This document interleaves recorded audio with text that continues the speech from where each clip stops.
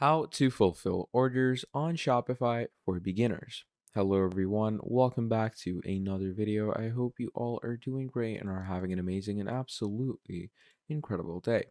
In this video, we're going to be talking in great detail and depth about Shopify and how you can use Shopify to fulfill different orders for yourself in the easiest, most simplest way possible. So, to allow yourself to do this, what you're going to do is basically you're going to come over to your Shopify, okay? And obviously, you're first of all going to choose the drop shipping provider that you have. Like, if these products are something that you sell yourself, then that makes sense. You can just fulfill these orders directly because you might have a warehouse where these orders come from, or you might be making these products by yourself. Okay, so you can fulfill these by those ways, but it depends. If you have some type of drop shipping provider, then that totally changes things. Okay, that totally messes with the whole checkout scenario and all. So basically, if let's say you have custom products like I have over here, so let me show you what could potentially be done. So first of all, let's say these are my custom products that I have put up for sale on the Shopify store. Now, first of all, what we're going to want to do is we're going to make sure that everything is fully set it up and everything is, good to go. So by fully set it up, I mean we're going to come over to settings. And once we come over to settings, we're going to first go over to payments, okay? And once you go over to payments, you can, find these things out. So first of all, check out the payment providers that enable you to accept payment methods at a rate set by the third party. So obviously you're going to set up a provider for yourself so people can actually send you money through your store. And this is only needed if you are selling your own products. If you want to fulfill drop shipping orders, then that can be done through your drop shipping provider. Let's say you're using Deezers or Spocket or CJ drop shipping. Then obviously you're going to need to fulfill the orders directly from their dashboards. You're going to go to their settings and you're going to just complete it from there. But yeah, over here, you're just going to use some gateway. You can even use the bogus gateway just to get an example. So as you can see, I have connected the bogus gateway so I can just get the idea of it. So once you do that, you're also going to go to checkout and make sure everything is set on your checkout. So customer contact method, you can go with phone number or email, show a link to download the shop app. You can disable that if you want to, doesn't really matter. You can add these details, etc., etc. And if everything is good to go, just make sure to set up around the shipping and delivery as well, because obviously once you fulfill orders, then definitely the orders will be shipped to the buyers, okay, or to the customers that are buying your product.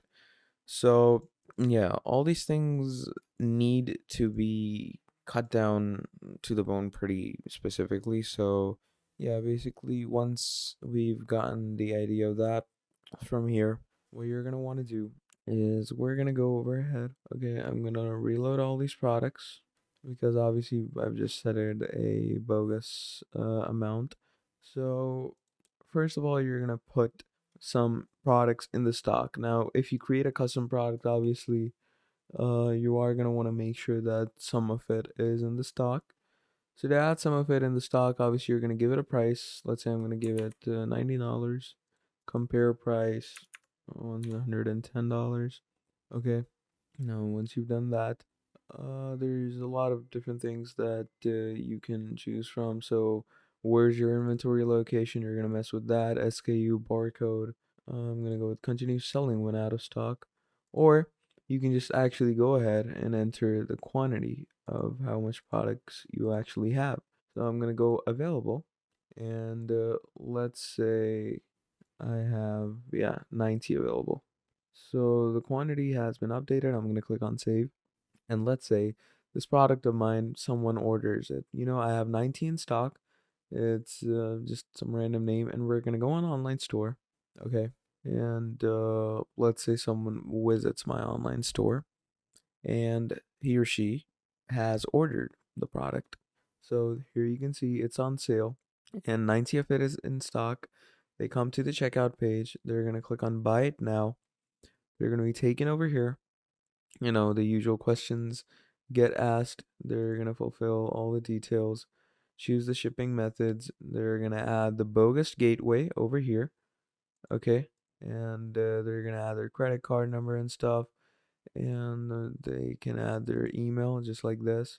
And once they do that, they're going to add their credit card details and everything's going to be set to go. So let me just add the details of my credit card and let's see how it looks out.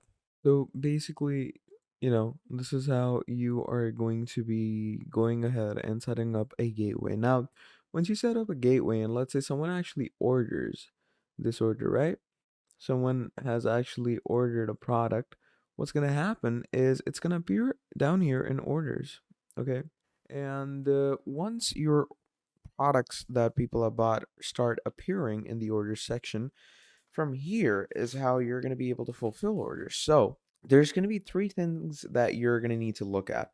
Now, obviously, I'm on the free plan and I don't currently have orders, but obviously, I assume that you don't have the free plan, you have the upper plan, and you have an order that you are willing to fulfill. So in that case, obviously you're going to check three specific metrics. First of all, you're going to check that the order that the people have actually ordered, uh, first of all, that they've paid for it, okay?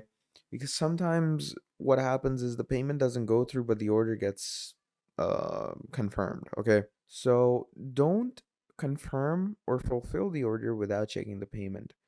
Now, the second is make sure that wherever the order needs to be shipped, your shipping provider gets it there.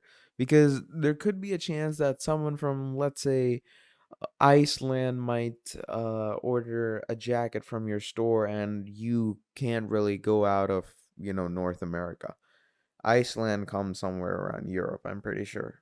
I guess if I'm not wrong. Basically, what I mean is if it's out of your geological reach, then obviously you can send them a sorry message that we do not ship there, but we will very soon, etc., etc. So you could, send some messages like that to play it off cool. But yeah, you get the whole point. That's how we are going to, hold things down for ourselves.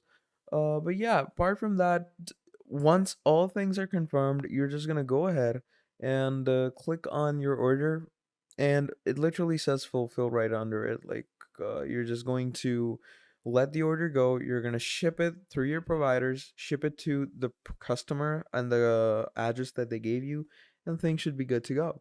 So yeah, that's pretty much about it. You're just going to go to the order section. Everything should be good to go. And that is how you're going to fulfill orders on Shopify. So I hope that was helpful for you. If it was, drop down a like, subscribe to the channel, and I'll see all of you next time. Goodbye.